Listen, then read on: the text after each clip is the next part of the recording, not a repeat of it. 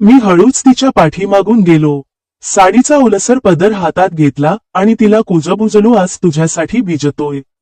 पूर्णपणे ती हसली आणि माझ्या मिठीत आली. त्या मिठीत ऊब होती, तरंग होते आणि असंख्य अशब्द भावना. मी तिच्या मानेवर ओठ टेकवले. तिने माझ्या छातीवर हात ठेवला.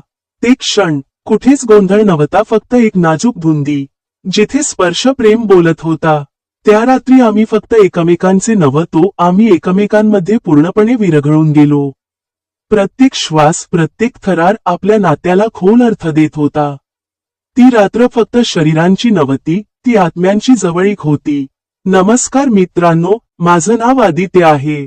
मी मूळचा साताऱ्याचा, पण नुकतंच पुण्याला इंजिनिअरिंगच्या शिक्षणासाठी आलो.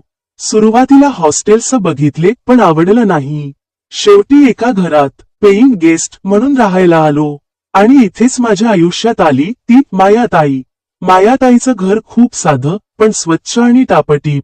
त्या साधारण 35 ते 36 वर्षांच्या असतील. विधवा, अंगात नेहमी साडी, केस अर्धवट मोकळे आणि बोलताना त्यांच्या आवाजात एक वेगळीच मिठासपणा असायचा. पहिल्याच दिवशी त्यांनी हसून मला विचारलं, भूक लागली का? गरम भाजीपाव करून ठेवला आहे. त्यांच्या बोलण्यात आईसारखा माया होता, पण त्याचवेळी त्यांचं सौंदर्य, ते माझ्या मनात एक वेगळीच भावनांची धुंदी निर्माण करत होतं. त्या घरात राहायला लागल्यावर हळूहळू माझं आणि मायाताईचं नातं वाढायला लागलं. रोज संध्याकाळी मी कॉलेजमधून आलो की त्या माझी वाट बघत असत. कधी चहा तयार, कधी गरम पोहे, कधी मौसूद टोस्टवर लोण्याचा थर. तुला इथे आईसारखी काळजी करणारी कोण हवी ना, असं म्हणत त्या माझी केसावरून हात फिरवायच्या आणि त्या स्पर्शाने अंगावर शहारा यायचा. पण हे नातं फक्त काळजीचं नव्हतं, ते हळूहळू एका अस्पष्ट ओढीत बदलत होतं. एका पावसाच्या रात्री वीज गेली होती. मी अभ्यास करत होतो. त्या किचनमध्ये दिवा लावून जेवण करत होत्या. आदित्य, ये इथे, अंधारात डोळे खराब होतात, असं म्हणून त्यांनी मला जवळ बोलावलं. मी त्यांच्या शेजारी बसलो. त्यांचं अंगण भिजून आल्यामुळे थोडं ओलं होतं. त्यांनी साडीचा पदर घट पिळत एका हातानं केस बाजूला केले. माझं लक्ष त्यांच्या गळ्यातल्या मण्यांच्या हारावर होतं आणि गळ्याच्या कात्रीवर. हळूहळू श्वास वाढू लागले. थोडा चहा घेणार? हो, मी फक्त एवढंच बोललो, पण मनात खोल काहीतरी हलत होतं. त्यांनी कप माझ्या हातात दिला आणि सहज त्यांच्या बोटांचा माझ्या बोटांवर स्पर्श झाला. क्षणभर ते थांबल्या. मीही शांत, फक्त दोघांच्या नजरा एकमेकींकडे रोवलेल्या, काही न बोलता. त्या रात्री मी झोपायला गेलो, पण झोप काही येईना. मायाताईंचा चेहरा, त्यांचे डोळे, स्पर्श, सगळं डोक्यात सळसळत होतं. तसाच उठून पाण्याचा ग्लास घेण्यासाठी बाहेर आलो, तेव्हा दिसल्या त्या त्यांच्या खोलीच्या दरवाज्यात, पांढऱ्या रात्रीच्या झाऱ्यात, केस मोकळे करून उभ्या. झोप नाही का? नाही ताई, मी गडबडून म्हणालो. ये इकडे. त्या खुर्चीवर बसल्या आणि मी समोर. काही क्षण शांततेत गेले. मग त्यांनी हात पुढे केला. हात इथे ठेव. मी आश्चर्यचकित, पण त्यांचा चेहरा शांत होता. मी त्यांचा हात हातात घेतला. आदित्य, तू मला पुन्हा जिवंत केलंस. कित्येक वर्षांनी कोणीतरी माझ्याकडे माणूस म्हणून बघितलं. माझ्या डोळ्यात पाणी आलं. मी त्यांच्या हातावर ओठ टेकवले. त्या शहारल्या, पण मागे हटल्या नाहीत. तुला वाटतं का आपण चूक करतोय? नाही, फक्त खूप काळजी वाटते, तुझीही माझीही. मग त्या रात्री दोघंही त्या कुशीत विरघळून गेलो. कोणतेही स्पष्ट शब्द नाही, पण त्या मिठीत, त्या हातांच्या उबेत, त्या ओठांच्या थरारात एक नव्याच नात्याचं बीज रुजलं होतं. आमचं नातं त्या दिवसानंतरही तसंच राहिलं. कुठेही ओढाताण नाही, फक्त प्रेमाची, स्नेहाची एक हळवी, थोडीशी चावट, पण सुंदर सावली. मी कॉलेज पूर्ण केलं, जॉब मिळाला आणि मायाताई अजूनही तशाच माझी वाट पाहणाऱ्या. आज पुन्हा एकदा मायाताईंच्या घरात बसलोय. हातात चहा आणि डोळ्यांसमोर त्या. कित्येक दिवसांनी पुन्हा तिच्या मिठीत स्वतःला विसरायला मिळतंय. मी आता पुण्यातच एका नामांकित कंपनीत जॉबला लागलोय. काम खूप असतं, पण जेव्हा वेळ मिळतो मी इथेच येतो. मायाताईंच्या कुशीत, त्यांच्या मिठीत माझं खरं घर सापडतं. आजचा संध्याकाळ काहीसा वेगळा होता. पावसाची रिपरिप सुरू होती. तिच्या अंगणात पानांवरून पाणी सळसळत होतं. मी दरवाज्यात उभा राहून तिला पाहत होतो. ती ओल्या केसांत गुलाबी साडी नेसून ओल्या अंगाने भांडी धुवत होती. त्या क्षणी पुन्हा एकदा तिचं सौंदर्य मला भारावून गेलं. मी हळूच मागून तिच्या जवळ गेलो. ताई, आता थोडं काम बाजूला ठेवा ना. तिने हसून मागे पाहिलं. कधी एकदा तू हे बोलशील याची वाटच पाहत होते. मी तिचा हात धरला आणि हलके चोढलं. ती हसत माझ्या मिठीत आली. खूप मिस केलं तुझं, मी कुजबुजलो. मी पण रोज वाट बघायचे तुझी, पण तुझं करिअर महत्वाचं आहे हे समजून घेतलं. त्या रात्री पुन्हा एकदा आम्ही जुन्या आठवणींमध्ये हरवून गेलो. तिच्या मिठीत पुन्हा तोच गोड स्पर्श, तेच ओठांचे थरार. पण यावेळी त्या स्पर्शात एक सच्ची भावना होती, स्थिरतेची, जबाबदारीची. मी तिला एका छोट्या कॅफेमध्ये घेऊन गेलो. तिने कधी बाहेर जेवण केलं नव्हतं. लाजत बसली होती समोर. मी तिचा हात धरला. माया ताई, आपल्यातलं नातं मी अजून कुणाला सांगितलेलं नाही, पण आज सांगतो, मला तुझ्यासोबत आयुष्य घालवायचं आहे. ती स्तब्ध झाली. मग डोळ्यांतून पाणी ओघळलं. आदित्य, मी तुझ्यापेक्षा बरीच मोठी आहे. समाज, तुझं कुटुंब, समाज माझं प्रेम चालवत नाही ताई, माझं हृदय चालवतं. आणि ते फक्त तुझ्यासाठी धडधडतं. तिने माझा हात घट्ट धरला. काही महिन्यांनी मी माझ्या आईवडिलांना भेटायला साताऱ्याला गेलो. त्यांना सगळं सांगितलं. अपेक्षेप्रमाणे सुरुवातीला नाराजी होती, पण मायाताईला भेटल्यानंतर आईने मला रात्री अलगद मिठीत घेत सांगितलं, तू तुझं आयुष्य निवडलं आहेस आणि मी तुझ्या प्रेमाला आशीर्वाद देते. आज मी आणि मायाताई एकत्र राहतो.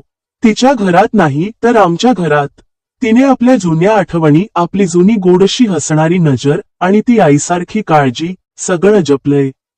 पण आता त्या काळजीत थोडंसं बायकोसारखं भान आहे आणि माझ्या स्पर्शात नवऱ्यासारखं आश्वासन. रोज सकाळी तिच्या मिठीत जाग येते. तिच्या चहाच्या वासाने दिवस सुरू होतो आणि रात्री तिच्या कुशीत विसावत मी स्वतःला पूर्ण अनुभवतो. आदित्य, ती मला म्हणते, केसांमध्ये बोटं फिरवत, माझं वय वाढतंय. पण तुझं प्रेम, ते मला रोज नव्या वयात नेऊन सोडतं. माझं प्रेम, ताई, आता तुझ्या वयावर थांबलेलं नाही. ते आपल्या आठवणींत, आपल्या मिठीत, आपल्या श्वासांमध्ये आहे आणि असेच कायम राहील. आम्ही दोघं त्या संध्याकाळी तिला घट्ट मिठीत घेत पुन्हा एकदा विरघळून गेलो. मी सकाळी नेहमीसारखं उठलो, पण आज तिला झोपलेली पाहून काही क्षण तिच्या चेहऱ्याकडे निरखून पाहत बसलो. केसांच्या काही बटा तिच्या गालावर खेळत होत्या. मी हळूच त्यांना मागे सारलं. ती जागी झाली. आदित्य, असा काय बघतोस? माझ्या आयुष्याला देवाने दिलेली सगळ्यात सुंदर भेट बघतोय. ती लाजली, पण काही क्षणांनी गंभीर होत म्हणाली, तुझा निर्णय पक्का आहे ना? हो, मी कुणापासून लपून जगणार नाही. संध्याकाळी आम्ही दोघं सोसायटीच्या पार्कमध्ये गेलो. काही ओळखीचे चेहरे, त्यांचं कुजबुजणं, नजरेत प्रश्न. मी मायाताईचा हात घट्ट धरला आणि म्हणालो, सर्वांना एक गोष्ट सांगायची आहे. ही माया, माझी प्रेमाची सावली, माझं घर आहे. आमचं नातं प्रेमाचं आहे आणि आम्ही ते स्वीकारतो. एक क्षण सगळं स्तब्ध झालं. मग वयाचं अंतर? कोणीतरी विचारलं. वय नातं ठरवत नाही, माणुसकी आणि आपुलकी ठरवते. मायाताई मला पुन्हा आयुष्याची चव शिकवली. मी फक्त तिच्यावर प्रेम करत नाही, मी तिचा सन्मान करतो. काही जण अजूनही नाराज होते, काहींच्या नजरेत सहानुभूती होती. पण एक जण, माझी आजी वयाच्या 70तली पुढे आली. मायाताईकडे पाहिलं आणि म्हणाली, मुली, तुझ्या डोळ्यांत सच्च प्रेम दिसतं. त्याचं जप.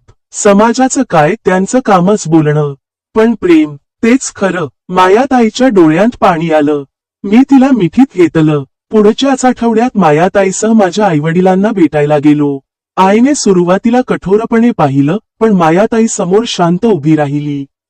मग मायाताईने एकच वाक्य म्हटलं, माझा हेतू फक्त आदित्यचं भलं करायचा आहे, त्याचं मन जपायचं आहे. आईचा चेहरा बदलला. तिने पुढे येऊन मायाताईचा हात हातात घेतला. माझं मूल तू जपशील हे मला समजलंय. तुझ्यावर विश्वास ठेवते. त्या क्षणी मला जाणवलं, घर, समाज, प्रेम सगळं एका वाक्यात सामावतं, विश्वास. रात्री मी आणि मायाताई गच्चीवर होतो. आकाशात चंद्र होता आणि तिच्या चेहऱ्यावर समाधान. ताई, आपल्याला लग्न करायचं आहे, सगळं पूर्णत्व मिळण्यासाठी. ती शांत होती. मग थोडा वेळ गेल्यावर म्हणाली, मला तुझी बायको बनायला आनंद होईल, पण एक अट आहे. काय? आपल्या नात्याचं गोडपण, त्याची ती शांत, संथ ओढ, ती कायम राखायची. ती कधीच कमी होणार नाही. आणि मग त्या रात्री आम्ही एका नव्या सुरुवातीच्या स्वप्नात विलीन झालो. चंद्र साक्षी होता आणि प्रेम ते आम्हा दोघांचं एकमेव सत्य. आता आमचं लग्न होऊन 2 महिने झाले होते. नवीन घर, नवीन आयुष्य, पण प्रेम ते अजूनही तसंच होतं. किंबहुना दिवसेंदिवस जास्त खोल, जास्त गूढ होत चाललेलं.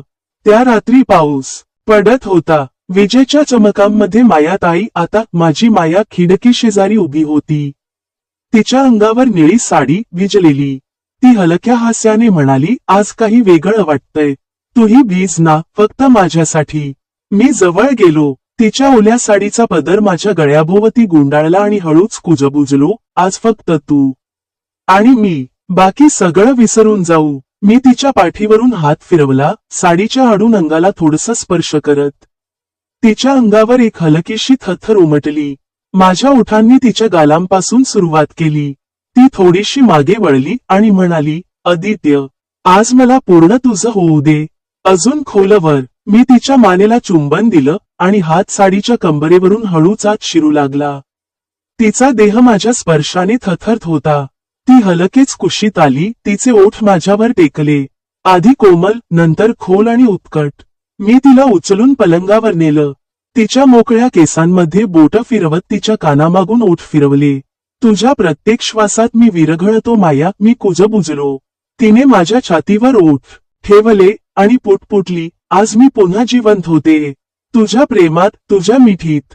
साडीचा पदर बाजूला सरकला आणि तिच्या उबदार शरीराच्या त्या कोमल गुंतागुंतीत मी स्वतःला हरवून टाकलं. अंगभरच्या प्रत्येक स्पर्शात भावना होत्या, वासनेपेक्षा जास्त खोल, प्रेमाच्या खोल लाटांमध्ये विरघळून जाणाऱ्या. ती रात्र फक्त शरीरांची नाही, आत्म्यांची जवळीक होती. तिचे ओठ, तिचे लाजरे हळवे हावभाव, तिची थरथरणारी कुशी, या सगळ्यांनी मला एक वेगळीच झिंक दिली. ती पूर्ण रात्र आम्ही एकमेकांमध्ये विरघळून गेलो. बोलण्यापेक्षा श्वासांमध्ये संवाद होता. मी तिच्या कुशीत डोळे उघडले. तिचा चेहरा माझ्या छातीवर विसावलेला. ती झोपेत सुद्धा हलक्या हास्याने माझ्या छातीवर हात फिरवत होती. गेल्या रात्रीचा एक एक स्पर्श अजूनही अंगात शहारे निर्माण करतोय. ती कुजबुजली, आपण फक्त जोडले गेलो नाही माया, आपण एकमेकांचे झालोय. त्या रात्रीने आमच्या नात्याला वासनात्मक सौंदर्याचं गहिरं रूप दिलं. ते केवळ शरीरांचं नसून 2 हळव्या आत्म्यांचं एकमेकांत पूर्णपणे विरघळून जाणं होतं. आता आम्ही नवरा बायको म्हणून नाही, तर एक प्रेममय सृष्टी म्हणून एकत्र जगतोय, जिथे प्रत्येक रात्री एक नवी कहाणी होते. धन्यवाद.